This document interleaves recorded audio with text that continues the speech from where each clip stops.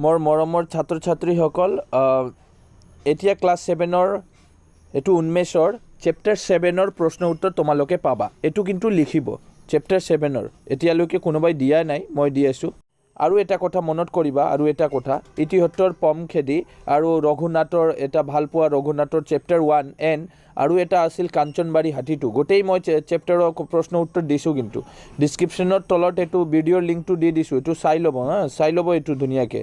আজি চেপ্টাৰ 7-ৰ প্ৰশ্ন উত্তৰ পাব। এইটো চেপ্টাৰ 7 পাৰ্ট 7ৰ সোণোৱালী অতীত। সিহঁতৰ প্ৰশ্ন উত্তৰ মই দিম। এজনে কমেণ্ট কৰিছিলে ষ্টুডেণ্টে, তেখেতৰ পৰীক্ষা আছে বোলে, তাৰ লাগে আৰু ইয়াৰ কাৰণে মই ভাবিছোঁ প্ৰশ্ন উত্তৰটো দি দিওঁ, তহঁতৰো কাম আহি যাব এইটো। এতিয়া হ'ল এনেকুৱা প্ৰশ্ন উত্তৰৰ ভিতৰত সেইটো তলৰ দিয়া প্ৰশ্নবোৰ শুদ্ধ উত্তৰটো বাছি উলিয়াব লাগে, সঠিক বৃত্তটো পূৰ কৰা, মানে এইটো বাছি ওলাইখিনি ইয়াত পূৰণ কৰিব লাগে। এতিয়া হ'ল প্ৰশ্নটো চাব। চেনে সিহঁতৰ ৰেলগাড়ীৰ কামাখ্যা জংচনৰ তম্বৰম ষ্টেচন পাওঁতে কিমান সময় লাগিছিল? সময়টো কিমান লাগিছিল তম্বৰম ষ্টেচনৰ পাওঁতে? ক'ৰ পৰা? কামাখ্যা জংচনৰ পৰা। আৰু সময়টো কিমান লাগিছিল? আৰু নেক্সট প্ৰশ্নটো হ'ল, মই দি আছোঁ এনচাৰটো দি আছোঁ, ৰ'ব অলপ, 1 মিনিটো নালাগে, মই এনচাৰ দি দিম। তাৰপিছত এইটো চিদাম্বৰম মন্দিৰৰ নটৰাজৰ মূৰ্তিটো কি ধাতু অধিক পৰিমাণে মিহলি হৈ আছে? ইমান ধুনীয়া কুৱেশ্যন। এতিয়া চাব, এতিয়া এইটো এনচাৰ। প্ৰথমৰ এনচাৰটো হ'ব 54 ঘণ্টা, মানে 54 ঘণ্টা 35 মিনিট। এইটো হ'ব 54 ঘণ্টা আৰু কিমান 35 মিনিট। গ নম্বৰখিনি ইয়াত গ নম্বৰটো চাৰ্কল কৰি দিয়ক, গ নম্বৰটো এনেকা ৰাউণ্ড কৰি দিয়ক, গ নম্বৰ এনচাৰ হ'ব, এনেকৈ ৰাউণ্ড কৰি দিয়ক, আৰু গ নম্বৰ এনেকৈ টিক কৰি দিয়ক, সেইটো হ'ব। ঠিক তেনেকুৱা বেলেগটো কৰিব। এতিয়া এনচাৰটো হ'ল চিদাম্বৰম মন্দিৰ নটৰাজ মূৰ্তিটো কি ধাতু অধিক পৰিমাণে মিহলি হৈ আছে? সেইটো এনচাৰ হ'ব ঘ নম্বৰ মম। এনচাৰ হ'ব ঘ নম্বৰ মম। ঘ নম্বৰটো এতিয়া ৰাউণ্ড কৰি দিয়ক নিজৰ বুকত। এইটো লিখিলে আৰু ভাল। দেওবাৰ কিমান টাইম সেইটোতো জানে তোমালোকে, 21:30 বজাত তেওঁলোকৰ তম্বৰম ৰেলৱে ষ্টেচনৰ উপস্থিতি হ'লগৈ। সেই সময়ত 12 ঘণ্টীয়া ঘড়ীয়া কিমান সময় হ'ব? 12 ঘণ্টীয়া, এইটোতো 24 ঘণ্টীয়া ঘড়ী নহয় জানো? 21টা কেতিয়া বাজে, সেইটো হ'ল ষ্টেচনত, নহয় তো এইটো হ'ল 24 ঘণ্টীয়া ঘড়ী, আৰু 12 ঘণ্টীয়া ঘড়ীত কিমান সময় হ'ব? 9:30 বাজিব, গম পাইছা? 9:30 এনচাৰ হ'ব 9:30। চাৰ্কল কৰি দিয়া, খটো চাৰ্কল কৰি দিয়া। এতিয়া হ'ল 2 নম্বৰখিনি চোৱা।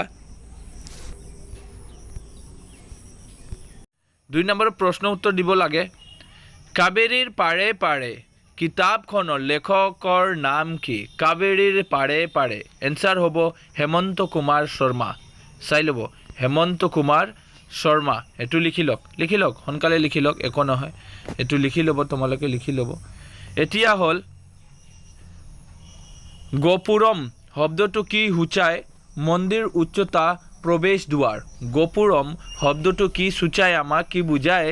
আমি ক'ব পাৰোঁ মন্দিৰৰ উচ্চ প্ৰৱেশ দুৱাৰ, সেইটো লিখিবা। তাৰপিছত ব্ৰঞ্জ কি, আৰু ব্ৰঞ্জ কেনেকৈ তৈয়াৰ কৰা হয়? ব্ৰঞ্জ এবিধ মিশ্ৰিত ধাতু, ব্ৰঞ্জ বুলি কয়, ব্ৰঞ্জ এবিধ মিশ্ৰিত ধাতু।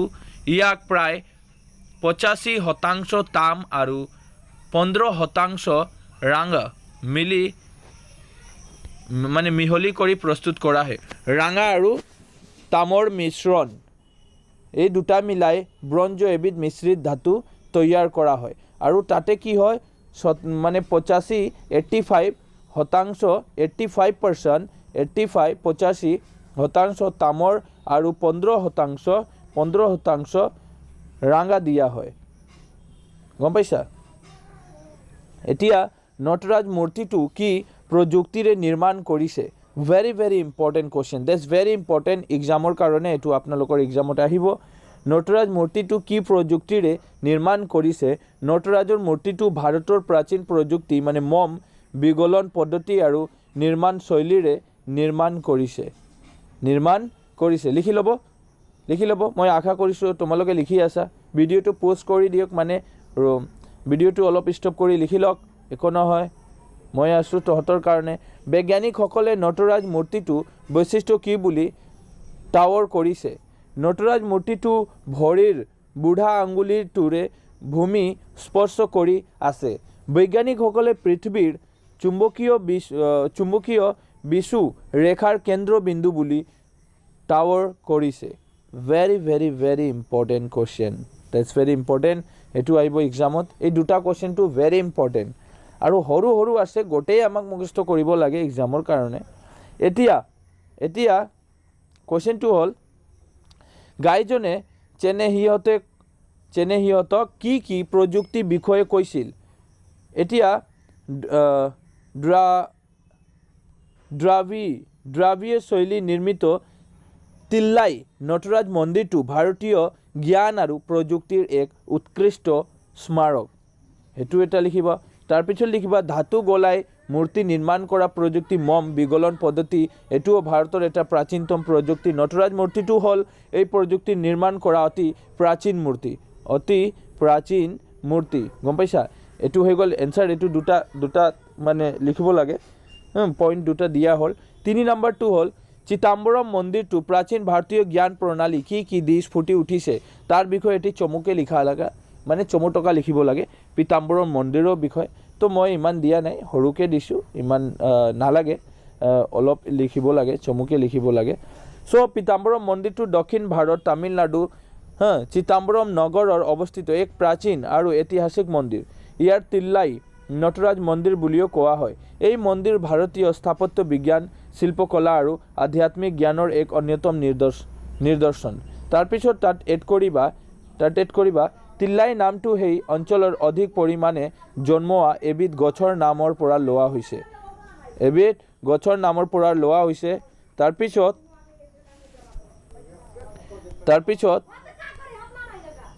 এক মিনিট তাৰপিছত হৈছে খ্ৰীষ্টীয় দশম শতিকতাৰ চোল বংশৰ ৰজাসকলে দ্ৰাবিড় স্থাপত্য শৈলী এই মন্দিৰ নিৰ্মাণ কৰিছিল মন্দিৰটোৱে গঠনশৈলী ভাৰতীয় স্থাপত্যবিদ্যা আৰু প্ৰযুক্তিৰ উৎকৃষ্ট নিদৰ্শন দেখা যায় গম পাইছা এইটো প্ৰশ্ন আমাক অৰ্থ মিলাব লাগে স্থাপত্য কত হ'ব অৰ্থটো কি হ'ব এতিয়া হ'ল এইটো এনসাৰটো উত্তৰটো তলত ইয়াত উত্তৰটো দিয়া হ'ল স্থাপত্য হ'ব গৃহ অট্টালিকা আদি নিৰ্মাণ শিল্প মই বুকত এইটো দগোৱাই দিয়ে সেইজন নিজৰ কিতাপখিনি ওলাই লওক আৰু তাতে পেন্সিল দি এনেকা মিলাই ল'ব স্থাপত্য মানে গৃহ এইটো হ'ব গৃহ অট্টালিকা আদি নিৰ্মাণ শিল্প নেক্সটটো হ'ব প্ৰাচীন এইটো মিলাই ল'ব তাৰপিছত আধ্যাত্মিক মন আত্মা তাৰপিছত গোপুৰম মন্দিৰ তাৰপিছত তিল্লাই আদ্ৰ এনেকৈ মিলাই ল'ব আদ্ৰ আৰু এইটোতো মিলাই দিছোঁ মই স্থাপত্য মানে এইটো এতিয়া হ'ল নটৰাজ আৰু পিছত গৰ্ভগৃহ নটৰাজ হ'ব ডাইৰেক্ট এইটো লাষ্টৰ এইটো নৃত্য শিৱৰ মূৰ্তি আৰু গৰ্ভগৃহ মানে এইটোৱে হ'ব মন্দিৰৰ উচ্চ প্ৰৱেশ দুৱাৰ এইটো মিলাই ল'ব ধুনীয়াকৈ মিলাই লওক মই আকৌ ক'লোঁ আৰু যদি ইয়াত পোৱা নাই এইটো মই দি আছোঁ অলপ যদি মিষ্টেক হৈ গৈছে ইয়াৰ পৰা তোমালোকে এবাৰ মিলাই লওক আৰু এবাৰ এইটো 100% কৰি লওক স্থাপত্য মানে গৃহ অট্টালিকা পুৰাতত্ত্ব মানে প্ৰাচীন ঐতিহাসিক বিজ্ঞান সন্মত অধ্যয়ন তাৰপিছত আধ্যাত্মিক মানে মন আত্মা আৰু সম্বন্ধনীয় এইটো তাৰপিছত গোপুৰম মানে মন্দিৰ উচ্চ প্ৰৱেশ দুৱাৰ গোপুৰমটো হ'ব উচ্চ প্ৰৱেশ দুৱাৰ তাৰপিছত তিল্লাই মানে আদ্ৰ ঠাই গজা এবিধ গছ আৰু নটৰাজ মানে নৃত্য শিৱৰ মূৰ্তি আৰু গৰ্ভগৃহ মন্দিৰ ভিতৰত বিগ্ৰহ ৰখা অংশ হ'ব সেইটো মিলাই ল'ব এইটো এতিয়া আৰু একবাৰ ভেৰিফাই কৰি লওক মিলাই লওক ওকে আৰু ভিডিঅ'টো যদি ভাল লাগিছে লাইক কৰিবা ছাবস্ক্ৰাইব কৰি ৰাখক কাৰণ